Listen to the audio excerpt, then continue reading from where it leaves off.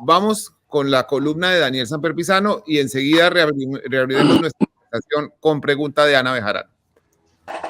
Muy bien, quiero anotar que Chucho ha mencionado el caso de un periodista, Rafael Moreno, asesinado hace muy poco en Montelíbano. Acerca de este episodio terrible, escribe esta semana en Los Danieles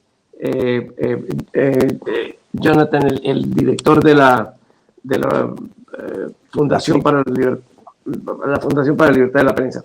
Ahí está contado todo después lo que pasó, cómo él pensó que ya no lo iban a matar y cómo lo mataron.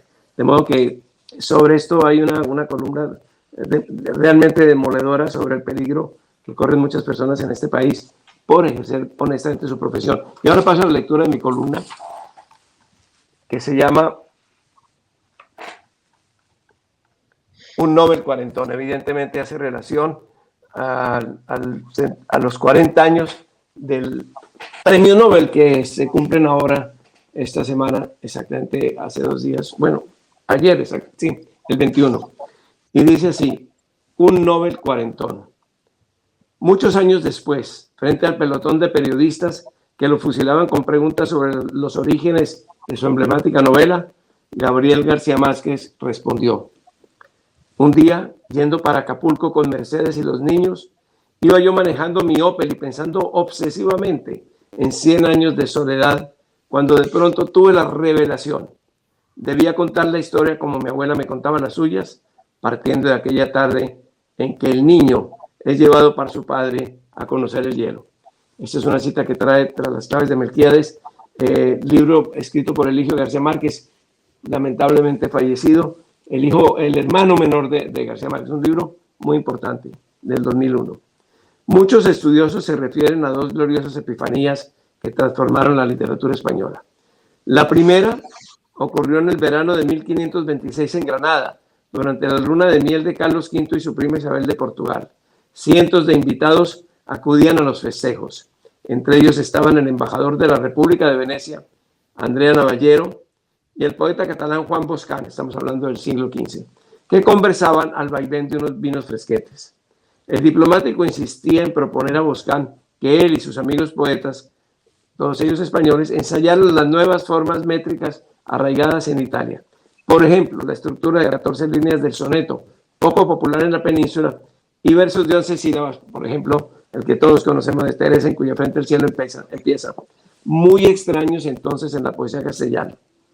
Picados por la sugerencia del veneciano, Boscán y el respetadísimo Garcilaso de la Vega ensayaron el modo italiano. Fue una bomba. La métrica importada revolucionó la lírica hasta el punto de que el sabio profesor José Manuel Blecua afirma: la fecha más decisiva de la poesía española es sin duda la de 1526. Sin ella, agrego yo, no habría habido Siglo de Oro, ni Quevedo, ni Lope, ni Góngora, y quizá tampoco Machado, Tuerto López y Carranza.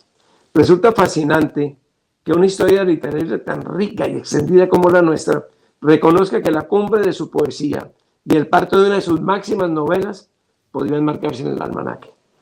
El Quijote, a propósito, no nace de una revelación, como las otras, sino del pintoresco paisaje humano de la cárcel de Sevilla, Babel inmunda, la llamaban, donde Cervantes, prisionero, empezó a escribirlo. De la Epifanía de Navallero a la del colombiano transcurren cerca de 450 años, los mismos que hay del Siglo de Oro al boom latinoamericano. Hoy se tienen más certezas sobre la génesis de 100 años de soledad que la del Quijote. Gabo se ha referido a algunas de ellas, sus biógrafos a otras, y andan dispersos abundantes datos en artículos de prensa, entrevistas, periódicos y tesis de grado. El libro de Eligio, su hermano menor, habla incluso de una primera epifanía gaviana que aconteció 15 años antes de la aparición de la novela y fue semilla suya de la novela. Gabriel García Márquez leía febrilmente Luz de Agosto. Aparece un gazapo en la transcripción de mi columna porque lo cita como Luz de Luna. Estamos hablando de este libro, de Luz de Agosto. Gabriel García Márquez leía febrilmente Luz de Agosto de William Faulkner cuando la mamá le pidió que lo acompañara a su Aracataca natal a vender la casa de su difunto padre. Partieron en lancha a Ciénaga el 10 de febrero de 1950 y prosiguieron por entre caños y caminos hasta el lugar donde él se crió y al que no había vuelto. Cito a García Márquez. Llegamos a Aracataca y me encontré que todo estaba igual, pero un poco traspuesto poéticamente. Mi madre y yo atravesamos el pueblo como quien atraviesa un pueblo fantasma y llegamos a una pequeña botica en la que había una señora cosiendo. Mi madre se acercó a esta señora y le dijo: ¿cómo está, comadre? Ella levantó la vista y lloraron durante media hora. Una aplastante descarga de nostalgia envolvió al entonces visitante. Era el fantasma de Macondo, que aún no se llamaba así. Y dice García Márquez: en ese momento me surgió la idea de contar por escrito todo el pasado de aquel episodio. La mezcla de saudades, influencias de Faulkner y chispas de su genio literario iluminó el camino que debía seguir. Tenía 23 años entonces y tardaría 15 más en convertir esa materia prima en las 351 páginas de 100 años de soledad. Desde 1950 sabía que quería contar, lo que ignoraba era cómo hacerlo.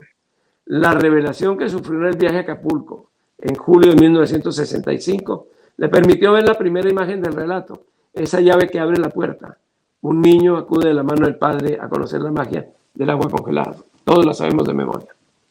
También supo que el tono del relato debía ser distinto al de sus anteriores escritos realistas.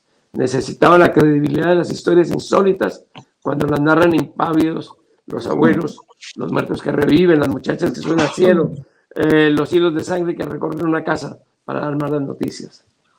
García Márquez regresó a Ciudad de México de inmediato.